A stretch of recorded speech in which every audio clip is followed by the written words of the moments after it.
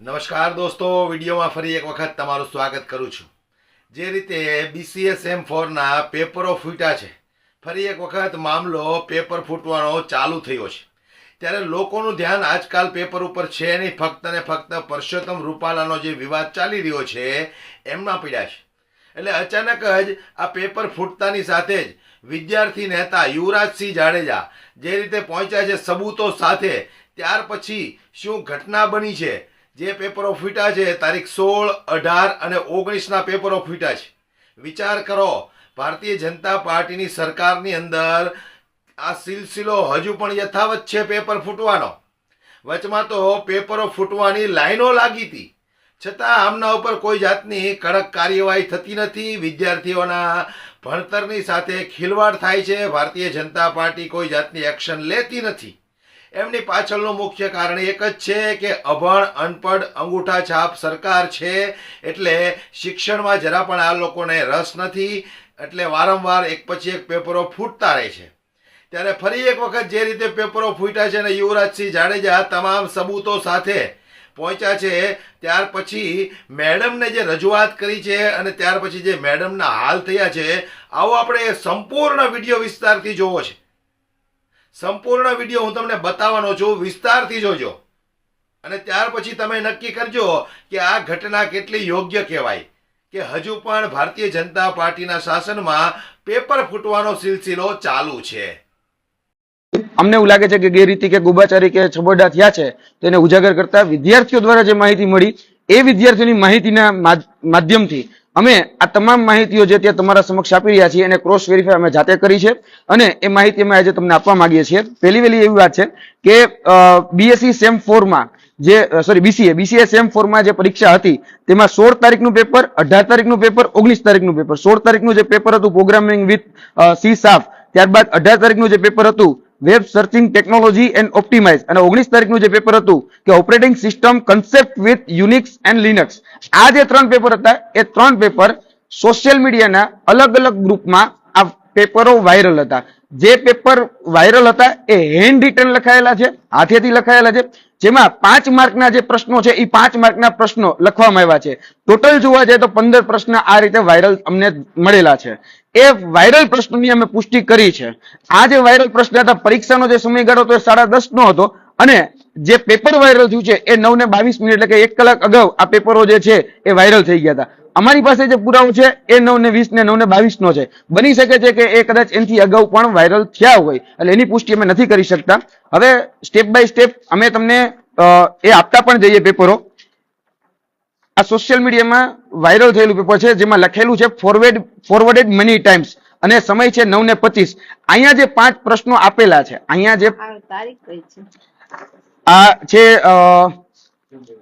Today એટલે 19 તારીખનું ગઈકાલનું પેપરનું છે બેના।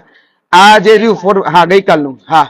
હવે એ પેપરો જે છે 1 થી 5, હવે એ પેપરોને પણ પેપરના જે પ્રશ્નો છે એને પણ મેં આઈડેન્ટિફાઈ કર્યા છે કે ભાઈ અહીંયા જે પ્રશ્ન આપવામાં આવેલો છે, પકડજો ને એક મિનિટ, આ જે પ્રશ્ન આપવામાં આવેલો છે એ પ્રશ્ન ખરેખર પૂછાણો છે કે નહીં, તો કે પૂછાણો છે। આ 5 પ્રશ્નો જે છે એ મેં ટીક કર્યા છે। આ એક પ્રશ્નની વાત થઈ, એક પેપરની વાત થઈ। આ બીજો પ્રશ્નપત્ર છે કે જેમાં આ જે મેસેજ છે એ લગભગ 18 તારીખ કે 16 તારીખનું આ પેપર છે, એના પણ અમે પ્રશ્નો 19 તારીખનું પેપર છે, એના પણ 5 પ્રશ્ન જે વાયરલ થયા છે, જે હેન્ડ રિટન છે, એ જ હેન્ડ રિટનના પ્રશ્નો 1, 2, 3, 4 અને 5 એ પણ અહીંયા ઉપસ્થિત છે।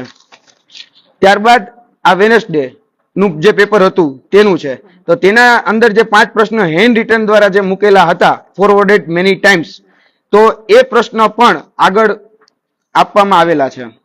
એના પણ અમારી પાસે કોન્ક્રીટ બધા જ આધાર પુરાવા અવેલેબલ છે।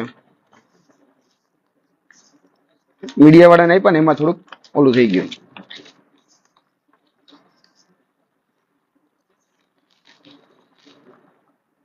1, 2, 3, 4, 5 હવે આ જે પ્રશ્નો છે એની કોપી આજે અમે તમને આપીએ છીએ, જેથી કરીને આ પેપરના પ્રશ્નોમાં તમે પણ એને ક્રોસ વેરીફાઈ કરી શકો। બીજું કે આ જેના દ્વારા આ જે મેસેજ મોકલવામાં આવ્યો છે એ વ્યક્તિનું નામ છે જય, જય TNR એટલે આખું નામ શું છે એવું નથી જાણતો, પણ જય કરીને જે વ્યક્તિ છે એને મોકલેલું છે. તો એ જય કરીને જે વ્યક્તિએ મોકલેલું છે તો અમે એનો મોબાઈલ નંબર પણ અહીંયા તમને લખીને આપીએ છીએ, એટલે જેથી કરીને આ મોબાઈલ નંબર દ્વારા આ મેસેજ જે છે ફોરવર્ડ કરવામાં આવેલો છે. 3 પેપર જે છે એ આ એક વ્યક્તિ દ્વારા જ ફોરવર્ડ થયા છે ગ્રુપમાં. 256 કરતા વધારે વ્યક્તિઓ છે, એટલે 256 જે વ્યક્તિઓ છે એના માધ્યમ સુધી આ પેપર પહોંચ્યું હોઈ શકે છે. અને પાછું એમાં એને લખ્યું પણ છે જયે કે કોઈને આ મોકલતા નહીં, એટલે તમારે આ વાંચી લેવાનું છે અને તૈયારી કરી લેવાની છે. એટલે 1 કલાક અગાઉ આ ભાઈ પેપરના પ્રશ્નો તમને આપી દે, એટલે કે વિદ્યાર્થીઓને આપી દે, અને પાછું કોઈને ન મોકલવાની એવી પણ ઇન્સ્ટ્રક્શન લખે છે. અને લોકો સુધી આ બધા જ પ્રશ્નો જે છે એટલે કે વિદ્યાર્થીઓ સુધી બીજા જે આ ગ્રુપનું નામ છે ધ બોયઝ કરીને, એમાં પણ ઘણા બધા વિદ્યાર્થીઓ જે છે એ એડ જ છે. હવે અમે કોઈ કોલેજ ઉપર આક્ષેપ નથી લગાડતા, કઈ કોલેજમાંથી વાયરલ થયું છે એ તે અમે સ્પષ્ટતા કોઈ કરતા નથી. આ જવાબદારી હવે તમારી છે, કારણ કે આની પર નિષ્પક્ષ તપાસ થવી જોઈએ. જે પણ કોલેજ અથવા તો જે પણ વ્યક્તિ કોઈ પણ પક્ષ સાથે હોય કે કોઈ પણ વિચારધારા સાથે સંકળાયેલા, અમારી સાથે કોઈ લેવા દેવા નથી, અમારે કોઈ વાત નથી. પણ અમે એવું તમારી પાસે માંગણી કરીએ છીએ કે આની પર નિષ્પક્ષ તપાસ થાય. અત્યાર સુધી જે પેપરો આવતા હતા એ સીલબંધ આવતા હતા, હવે તમે જે ઓનલાઈન સિસ્ટમ લાવ્યા છો જેથી કરીને એ વ્યક્તિને પેપરલેસ કામગીરી અથવા તો કરી શકે. અમે એવું ઈચ્છીએ છીએ કે ભૂતકાળની જે સિસ્ટમ હતી પેપર સીલબંધ પેપર આપવાની, એ કદાચ અમને યોગ્ય લાગે છે. જો એ અપનાવી શકાય તો એ સીલબંધ પેપરની માંગણી જે છે એ અમારી એક તમે સ્વીકારો તો વધારે સારું. બાકી અમે એવું ઈચ્છીએ છીએ કે આની ઉપર પહેલા તમને પ્રાયોરિટી આપીએ છીએ કે તમે એક પોલીસ ફરિયાદ દાખલ કરો, કેમ કે આ જે બાબત છે એમાં વિદ્યાર્થીના ભવિષ્ય સાથે ચેડા છે. આ સિસ્ટમેટિક સ્કેમ છે. આ સિસ્ટમેટિક સ્કેમની અંદર અત્યાર સુધીમાં જેટલા પણ અમારી પાસે પુરાવા છે એ બધા જ સાયન્ટિફિક પુરાવા છે. અમે તમામના તમને બાંહેધરી આપીએ છીએ કે આમાં કોઈ પણ જાતના ટેકનિકલી ટેમ્પરિંગ કરવામાં આવેલા નથી, કેમ કે અમારી પાસે જે પુરાવા છે એને અમે ક્રોસ વેરીફાઈ પણ કરેલા છે. સાયન્ટિફિક રીતે પણ અમારી પાસે જે પુરાવાઓ છે એ પણ અમારી પાસે પ્રૂફ અવેલેબલ છે. તો એને તમે જો ખરેખર FIR દાખલ કરી અને આમાં ગુનો જો દાખલ કરશો તો ચોક્કસપણે આમાંથી જે પણ લોકો, કારણ કે અમે જે ચેનલ પકડી છે ઝેડ પકડી છે, તમારે એ સુધી પહોંચવાનું છે, તો એ સુધી પહોંચવા માટે તમારે આની ઉપર FIR દાખલ કરવી પડશે. અમે આશા અપેક્ષા તમારી માટે એ રાખીએ છીએ તમારી પાસે કે તમે તાત્કાલિક ધોરણે આની ઉપર FIR દાખલ કરો, જેથી કરીને દૂધનું દૂધ અને પાણીનું પાણી થઈ શકે. જે પણ લોકો આમાં કલ્પિત છે, જે પણ લોકો આરોપી છે એને યોગ્ય સજા થાય. અમે ઈચ્છીએ છીએ કે સજાત્મક કે દંડાત્મક પગલાઓ આમાં લેવા ખૂબ જરૂરી છે, એટલે જેથી કરીને એક એવો દાખલો બેસે કે ભવિષ્યમાં આ પ્રકારે કોઈ પણ એ પરીક્ષામાં વિદ્યાર્થીના ભવિષ્ય સાથે કોઈ ચેડા ન કરે. હવે સ્પર્ધાત્મક પરીક્ષામાં બેન આપ જાણો છો કે પેપર લીકનો કાયદો આવી ગયો છે, પણ આપણે યુનિવર્સિટીના કે બોર્ડ એક્ઝામમાં કદાચ આ પેપર લીકનો કાયદો ઇમ્પ્લિમેન્ટ નથી, તો આપણે કંઈક નવો કાયદો બનાવી શકીએ અથવા તો નવી એવી કોઈ સજા લાવી શકીએ જેથી કરીને વિદ્યાર્થીઓ આ બધું જ કરતા ડરે, કારણ કે ડર હજી સુધી વિદ્યાર્થીઓમાં બેસતો નથી જે પણ લોકો આ કરે છે એમાં. એટલે અમે તમામ જે આધાર પુરાવા છે આધાર પુરાવા આપને બેન આજે આપીએ છીએ. ઇન્વર્ટ કોપી પણ અમે કરાવીએ છીએ, જેથી કરીને ભવિષ્યમાં પણ જો કોઈ સવાલ પેદા થાય તો તમે અમને જાણ કરી શકો છો. અમારા નંબર થી લઈ તમામ માહિતી અમે આમાં વિગત અમારી પણ આપી છે. જે લોકોએ પેપર ફોરવર્ડ કરેલું છે એની પણ માહિતી આપેલી છે.